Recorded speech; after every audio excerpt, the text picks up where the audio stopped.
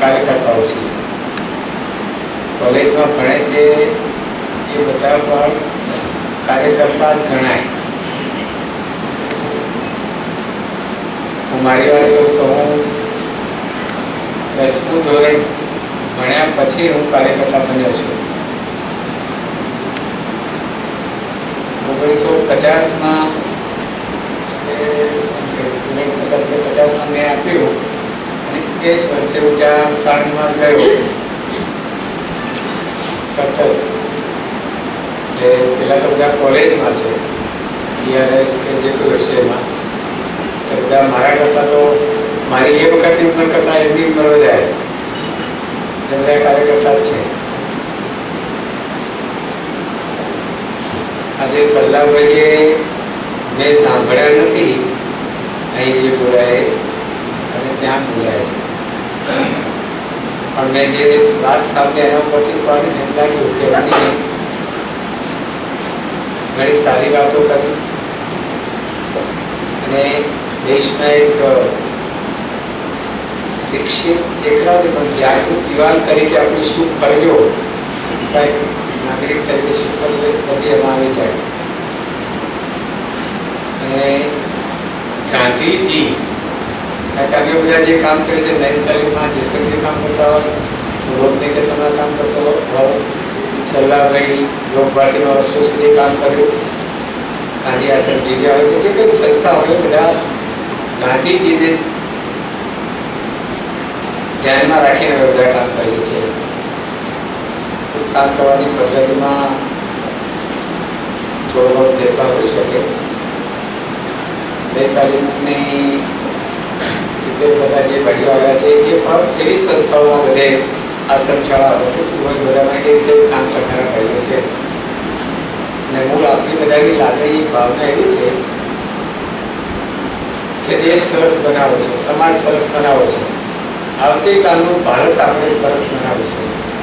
અને સરસ બનાવવા માટેનો શું રસ્તો? તો એ રસ્તો આપણને આ સૂચવ્યું છે કે યુવાનોને તૈયાર કરીએ, નવી પેઢીને તૈયાર કરીએ, બાળકોને તૈયાર કરીએ, એ જ રસ્તો સાચો છે. અને એટલા માટે આપણે પ્રયાસ કરીએ છીએ. જેસલભાઈ પણ મારે જે વાત કરી છે એનાથી વાત કરીશ, કારણ કે જેસલભાઈનો એ પાછા જવાના છે કાલે તો, એટલે આપણે જેસલભાઈની વાતોને સાંભળીએ. હું તો તમારી સાથે છું જ, વાતો કરીશું આપણે, પણ મારા બધાની ચિંતા એવી છે ને જેસલભાઈ વાત કરશે. જેસલભાઈ ઉંમરમાં મારાથી નાના છે, પરંતુ મારા કરતાં ગઢા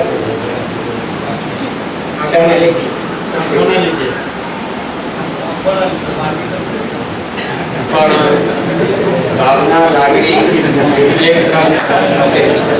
તો જેસલભાઈને જ આપણે હું એનાથી કરું છું કે એમને જે જરૂર હોય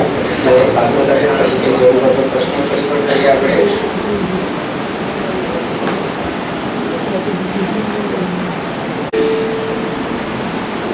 હરીશભાઈ, દિનેશભાઈ, શિવુસિંહ, લોકનિકલ સંસ્થા પરિવારના બધા કાર્યકરો અને ગુજરાતના ઉત્તર બુનિયાદી વિદ્યાલયમાંથી આવેલા વ્યાયામ શિક્ષકો અથવા તો વ્યાયામ લેતા શિક્ષકો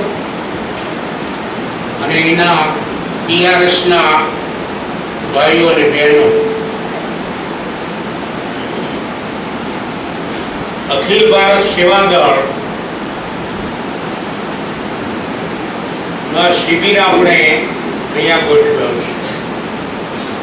અને એમાં નવી તાલીમના જે વિદ્યાલયો છે એને પણ એની સાથે સાંકળવા માટેનો બહુ સમજપૂર્વક પ્રયત્ન એ કર્યો છે.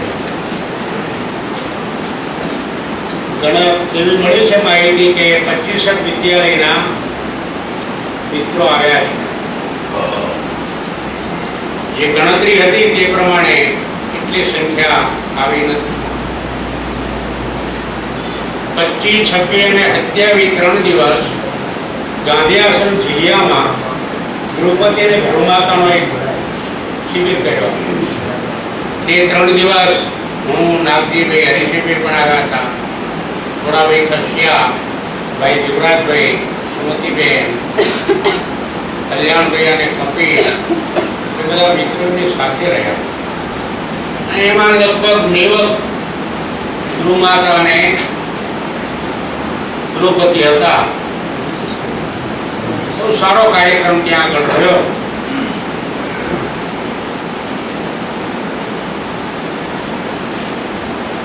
હમણાં જે મનસુખભાઈએ વાત કરી એનાથી હું જુદા પ્રકારની વાત કરવા માંગુ છું. હમણાં મેં પહેલો પૂછતો હતો કે આપણે ઘણા બધા સમયથી આ બધા કાર્યક્રમો ચલાવીએ છીએ, જુદી જુદી શિબિરો ચલાવીએ છીએ નઈ તાલીમ દ્વારા, અને આમ છતાં એનો જે પિંડ બંધાવો જોઈએ તે હજુ બંધાતો નથી. એનું કારણ શું છે? એના કારણનું સંશોધન થવું જોઈએ. સંખ્યા મારે મન મહત્વની નથી. સંખ્યાનું બળ અમુક વખતે જરૂરી છે, પણ કોઈ પણ પ્રવૃત્તિને સ્થિરતા આપવા માટે, એને વેગવંતી અને ચેતનવંતી બનાવવા માટે સંખ્યા કરતા જે લોકો આવે છે એની નિષ્ઠા, એનું ચિંતન, એની સમજ અને કંઈક કરી છૂટવાની ભાવના એ અગત્યની વાત છે. એટલે ઘણી વખત એમ થાય, મારા જે બહુ નજીકના મિત્રો છે એની સાથે હું ફોન ઉપર વાત કરું, તમારી આગળ તો નહીં કરું, કે આવું કેમ થઈ રહ્યું છે. એના મને બે કારણ લાગે છે. એક કારણ છે જે સરકાર આજે છે તે સાવ આપણાથી વિરુદ્ધ છે. જે લોકોની આ બુનિયાદી કામ, આ પાયાનું કામ થઈ રહ્યું છે, વંચિતો, ગરીબો, પછાત, સામાજિક રીતે પછાત, છેવાડા માણસોનું જે કામ થઈ રહ્યું છે, એમાંથી એક નેતૃત્વની તાકાત ઊભી થઈ રહી છે. એક સમાજનું જે ઘડતર થઈ રહ્યું છે, સમાજનું પરિવર્તન થઈ રહ્યું છે, અને એક નવા સમાજની રચના થઈ રહી છે. એનો ખ્યાલ જે તખ્તા ઉપર બેઠેલા છે માણસોને આવતો નથી, અને નથી આવતો એના લીધે એમણે જે સહયોગ આપવો જોઈએ તે સહયોગ આપતા નથી, બલકે એનું કામ બગાડી રહ્યા છે. એનો અર્થ એ થયો કે ગરીબો માટે એ વાત કરે છે, પણ ગરીબ વર્ગ ઊંચો આવે, ગરીબ વર્ગ સક્ષમ બને, એના બાળકો છે શક્તિશાળી બને, અને સમાજમાં એમની પણ ગણના થાય, એની અમને ચિંતા નથી. અને એ વિચારમાં અમે માનતા નથી. અમે એમ માનીએ છીએ કે અમે જે કામ કરવા નીકળ્યા છીએ અને જે કામની ગતિ અને સુકાન અમે સંભાળ્યું છે તે બહુ સમયપૂર્વક સંભાળ્યું છે.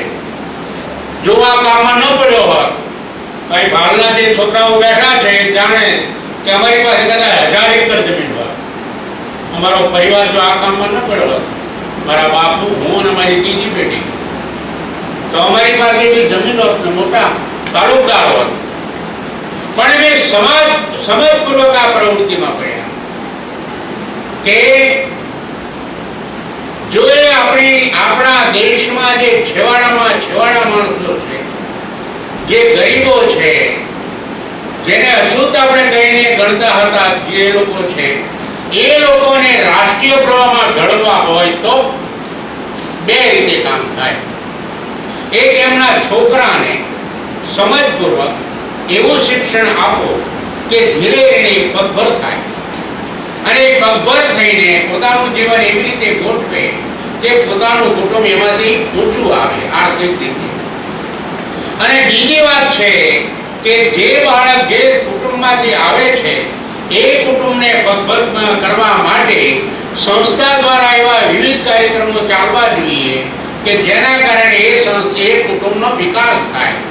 અને એ જો બંને પાસાને આપણે સંભાળી લઈએ તો સમાજ જીવન થોડા વર્ષોમાં પણ સમતોલન અને ગતિશીલ બની શકે.